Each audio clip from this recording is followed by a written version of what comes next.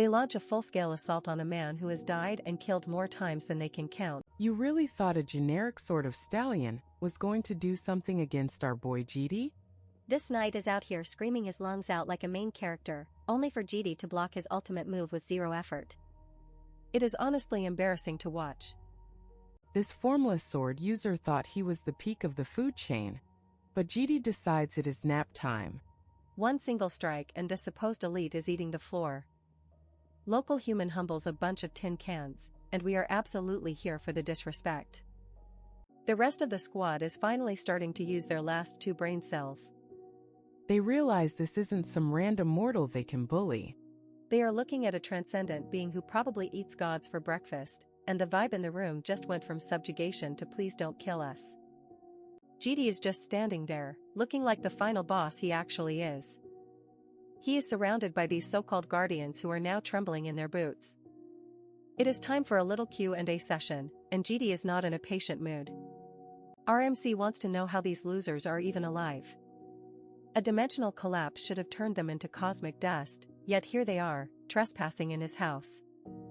He demands to know who gave them a cheat code to survive the wipe. The lead knight starts yapping about something called the twist of dimension.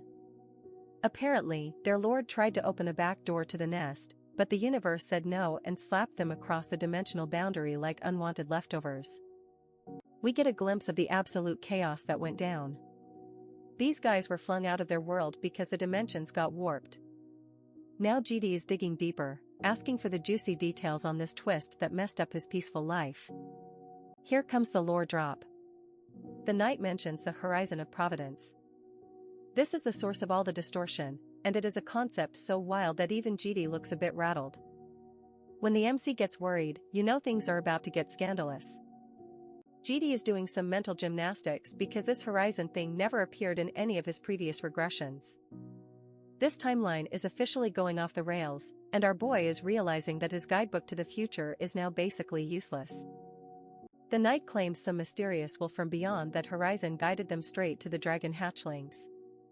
Jitai is skeptical, so he decides it is time to use his cheat code eyes to see if this tin can is capping or actually telling the truth. He activates the scales of balance eye, an authority he basically borrowed from a Grand Duke. This eye is the ultimate lie detector, discerning truth from falsehood with zero margin for error. The verdict? This knight isn't lying, which makes the situation even more annoying. GD is internally fuming. He spent countless lives double-checking dimensions to make sure no threats remained, yet this unknown influence is still poking its nose into his business. The knight adds that the guiding will sounded like it was constantly cursing. RMC is gripping his sword so hard you can practically hear the metal screaming. He hates variables he can't control, and this dissatisfied will is a massive red flag. He looks like he wants to punch the concept of fate itself right in the face. Suddenly, his Grand Clock authority starts acting up. Chains of light erupt everywhere as the skill identifies a twisted flow of time. It is like GD's own powers are sounding the alarm that the timeline is being tampered with by outside forces. The Grand Clock is not playing around, designating anything from outside the timeline as a hostile enemy. GD stares at the hourglass of destiny, realizing he is now the official janitor of the world's timeline, and he is about to start cleaning very soon. Since he can't fix the timeline shifts this exact second, GD decides to be merciful. He tells the knights to scram. He is already protecting the dragons, so these budget guardians are officially redundant and need to find a new hobby. Most of the knights are tripping over themselves to leave. They know they just survived a meeting with a literal monster. They are waving goodbye like they just got out of a horror movie, happy to still have their heads attached to their necks. But wait, there is always one loyal simp in the bunch. One knight refuses to leave his post, yapping about history and causality. GD is not impressed and decides to give this guy a taste of real pressure by literally stepping on his pride. GD is standing on this guy like he is a discarded rug, asking him one last time if he is going to leave. The knight is struggling to breathe under the weight of GD's aura, but he is still holding on to his loyalty like it's a lifeline. GD reveals he already deleted the other hostile threats and this was just a final exam. The other knights call their buddy a dull fool who doesn't know how to take his freedom when it is offered. They basically tell GD he can do whatever he wants with the idiot. RMC sighs and decides that since this guy is so stubborn about being a guardian, he might as well put him to work. He dispels the killing intent, and the knight is left wondering why he is still alive while his friends are basically disowning him. GD asks why he is so obsessed with the green dragon. The knight admits his loyalty hasn't run out yet. GD points out the obvious, the guy is weak as hell compared to him. If he wants to stay near the dragons, he needs a new job description. The girls come out to see what the noise is about, only to find GD introducing his newest hire. This elite guardian of history and causality is now wearing a pink apron. Imagine being a legendary warrior from another world just to end up doing the dishes in a pink apron. Our big armored guardian is having a total existential crisis over some soap suds, and honestly, I am here for it. GD is literally the coldest boss in history, telling this powerhouse that his new mission is to be a house janitor. The guardian is out here trying to protect dragons, but GD basically tells him to shut up and grab a mop. If you thought your manager was scary, GD just threatened to straight up destroy him if he misses a spot. This is not a career path, it is a survival game, and our armored friend is failing the vibe check. Enter Lady BOM, the green-haired goddess who immediately turns this hardened warrior into the world's biggest simp. One look at her and he is ready to scrub the floors until they sparkle like her eyes. She actually tells him the apron looks good on him, and you can practically see the steam coming out of his helmet. He is blushing so hard under that metal, it is actually embarrassing. Simp levels are off the charts. He gets so hyped to serve Lady BOM that he starts breaking the expensive plates while promising to keep her hands dry. Bro, you are supposed to clean the house, not demolish the kitchenware. Meanwhile, we get a massive dose of cuteness as Joel shows off her new outfits. BOM is basically a professional photographer at this point, capturing every single adorable moment of our tiny blue dragon. Jill is trying to act cool, but she cannot hide that tiny smile that is literally melting everyone in the room. Even the janitor is forced to admit she looks perfect in everything. Everyone is a simp for Joel, no exceptions. Gul thinks the janitor has a way with words, but GD is here to kill the mood like a pro. He notices Gul has been practicing the guitar and gives her a look that says, "Stop wasting time," without saying a word. Gul tries to play it off as a hobby, but GD is a certified fun hater. Thankfully, BOM steps in to defend our musical dragon before GD can roast her soul into oblivion. The janitor reports that Urium is currently a human-shaped disaster zone. He tried to clean her room, but the red dragon basically told him to get lost before she turned him into scrap metal. She is definitely in a mood. GD decides to investigate and finds Urium looking like she just crawled out of a dumpster. Her room is filled with empty cans and cigarette butts. This is not a dragon's lair, it is a frat house basement. Turns out our fierce warrior dragon is addicted to human K-dramas. She is 7 seasons deep into some trashy show and claims it is garbage while literally refusing to stop watching. Girl, we have all been there. GD just stares at the screen like, is this what my life has become? Urium is out here losing sleep over fictional plot holes while her room smells like a literal crime scene. GD tells her to just stop watching if it is so bad, and she actually considers it for a second like he is some kind of genius. These dragons might be powerful, but their common sense is basically zero. Decision made. GD announces a mandatory deep clean because these dragons are living like absolute savages. He tells them they need to act like humans if they want to stay on Earth, starting with their messy-ass rooms. Urium is throwing a total tantrum because GD entered her lair without permission. GD just hits her with the facts, her lair is a dump and she is a lazy dragon. The truth hurts, doesn't it? Urium tries to argue that having a janitor means she should never have to lift a finger. She even tries to gross out Gul with some nasty habits, leading to a high-pitched dragon scream that probably broke some windows. In a total red flag move, Urium dumps all her chores on the janitor and runs off to the gym. Meanwhile, Gul escapes to go grocery shopping, leaving the poor armored guy to deal with the biohazard. BOM is planning a massive feast because the family is growing, but GD looks at her cooking and sees a literal purple poison cloud. If the cleaning doesn't kill them, Bomb's fine dishes definitely will. The janitor enters Urium's room and is nearly taken out by the smell. He says it is worse than the energy of the demon world. Imagine being a warrior who faced hell, only to be defeated by a messy girl's bedroom.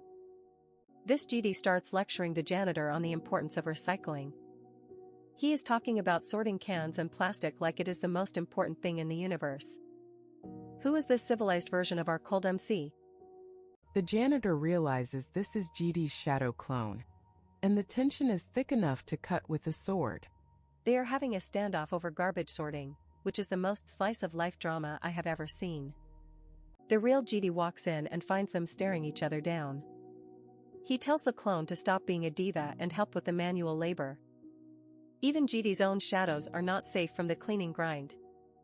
While Yuriam is getting her gains at the gym and BOM is shopping, the men are back home working like slaves. The house is finally starting to look like a place where humans actually live instead of a disaster zone. Cleaning is done, but the grind never stops. GD gives his clone a new mission map. We are heading to Moscow, Russia, baby. It is time to deal with some real demonic human trash. The target is a group called Invisibility that is cooking up some Prototype X monstrosity. GD wants the clone to wrap up his police work and go handle this transcendent threat. Plot is finally heating up. BOM returns with enough groceries to feed a small army. She is all smiles, totally oblivious to the fact that GD is planning an international hit job while she was buying apples. GD pulls a fast one and tells the clone to swap clothes with him. The clone realizes he was only summoned to do the heavy lifting and act as a body double.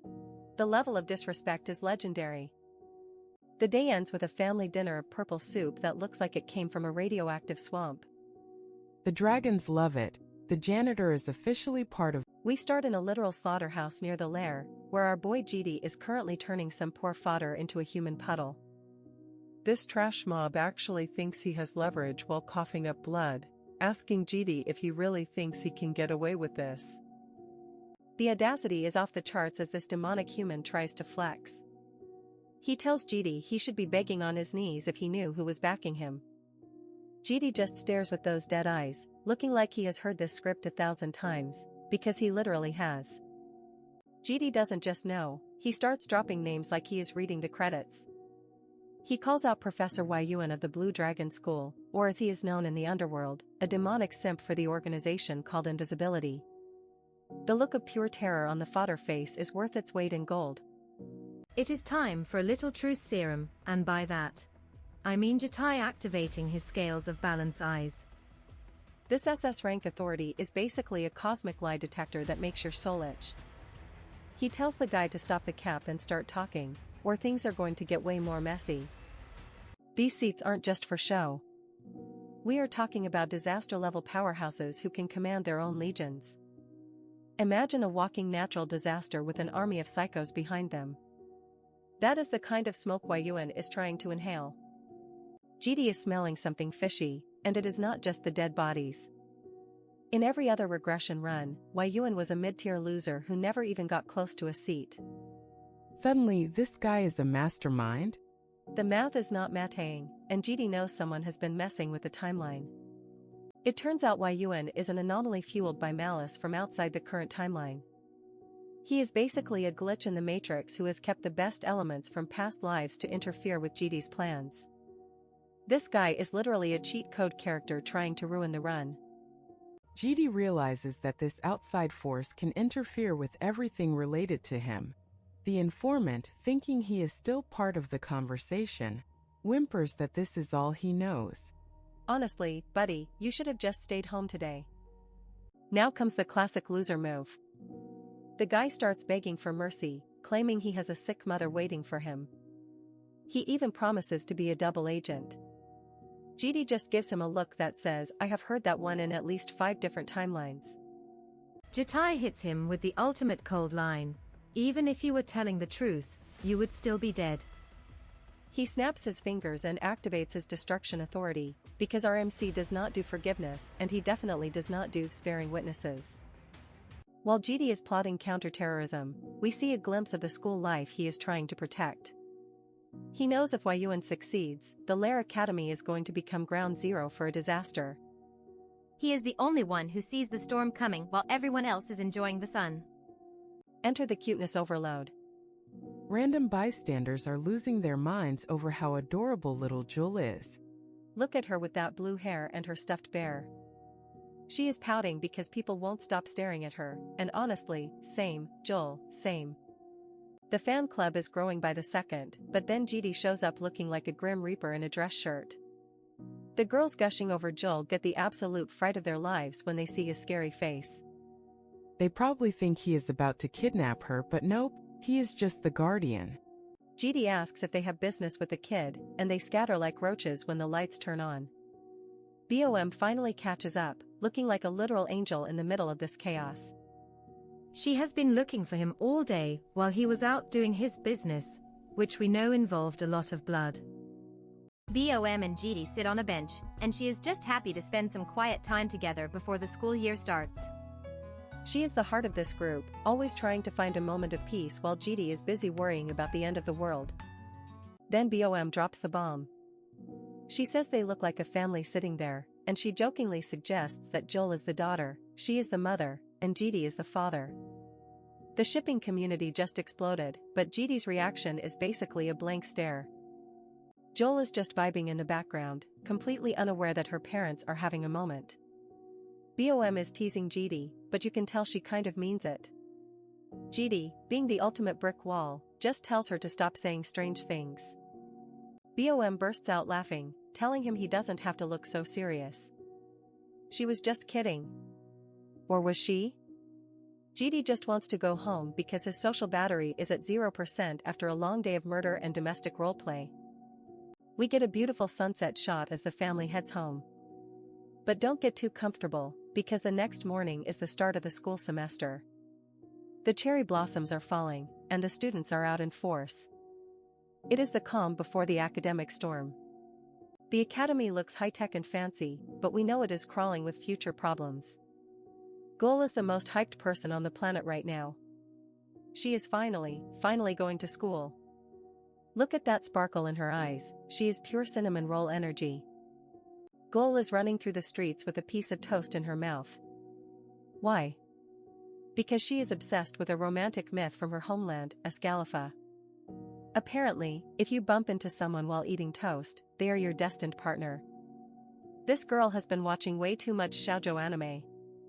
She meets up with Yoriam and starts listing her classes, magic studies, sociology, the whole nerd starter pack. Yoriam is just looking at the toast like, girl, didn't you already eat breakfast at home? Gul just gives her a smug look because Yoriam clearly doesn't understand the toast meta. Gul explains the whole destined partner thing with a flashback to Escalifa, featuring some very confused-looking lizard folk. It is a classic trope, and Gul is determined to make it happen. She is manifesting her fated encounter with every bite of that bread. Just as she is dreaming about her cool destined partner, she accidentally slams right into someone. She thinks this is it. Fate has arrived. But instead of a handsome prince, she hears a very familiar ouch, and realizes she just headbutted Yoriam. Yoriam gives her a devious smirk and asks if that makes her the fated partner now. Gul is having a mental breakdown because you are a girl. Yoriam just laughs it off, saying she saw some American dramas where that doesn't matter at all. The chaos between these sisters is top tier. The conversation shifts to GD, who promised to come for class observation but is currently MIA. Yoriam wonders if the geezer is secretly seeing a girl, which makes Bum start sweating buckets. She knows GD's dates usually involve a sword and a lot of screaming. As they approach the school gates, they see a massive swarm of reporters. These vultures are looking for the next big scoop, and unfortunately for our girls, they have a very recognizable face in their group. The flashes are going off like crazy. The reporters are whispering, and then one of them spots her, Yoriam. The girl who absolutely folded Sofia Vorkova and then gave the most I don't give a damn interview in history. She is a viral sensation, and these reporters want a piece of her. Yoriam's face is all over the news and the internet comments. People either love her or hate her, but everyone is obsessed. The reporters charge forward like a zombie horde, shoving microphones in her face and asking for an interview. Gul is terrified, hiding behind Yoriam while the cameras click away. Urium is trying to keep her cool, but you can see the vein popping in her forehead. She just wanted to have a normal first day of school, but these trash reporters didn't get the memo. Finally, Urium snaps. She lets out a roar telling everyone to shut up, and the entire plaza goes silent. She tells them that if the last interview wasn't enough for them, she is happy to take them all on, one by one.